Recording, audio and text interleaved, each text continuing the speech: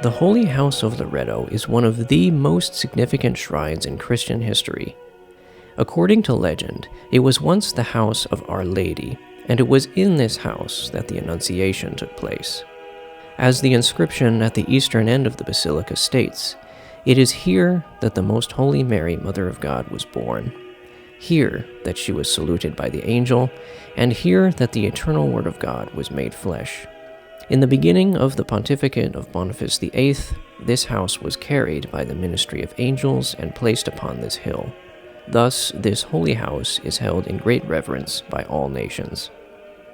The house itself is contained within a much grander basilica which was constructed in 1468 as a replacement for the original church which had protected the Holy House for several centuries.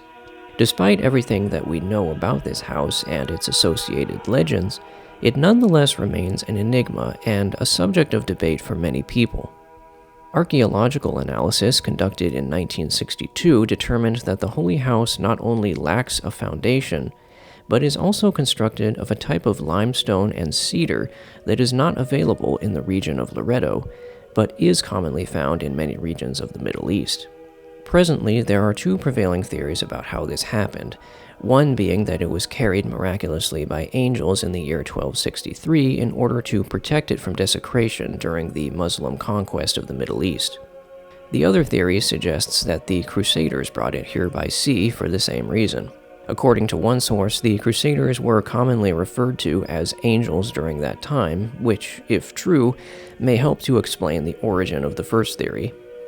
Regardless of who transported the house, it's obvious that great pains were taken to protect this place, suggesting that it may in fact be the original house of Our Lady. The house itself is quite small, consisting of a single room with an altar containing an image of the Black Madonna. In 1468, the larger basilica was built over the Holy House. Having been remodeled and reconstructed numerous times over the ensuing centuries, the basilica today has a Renaissance exterior and a Gothic interior.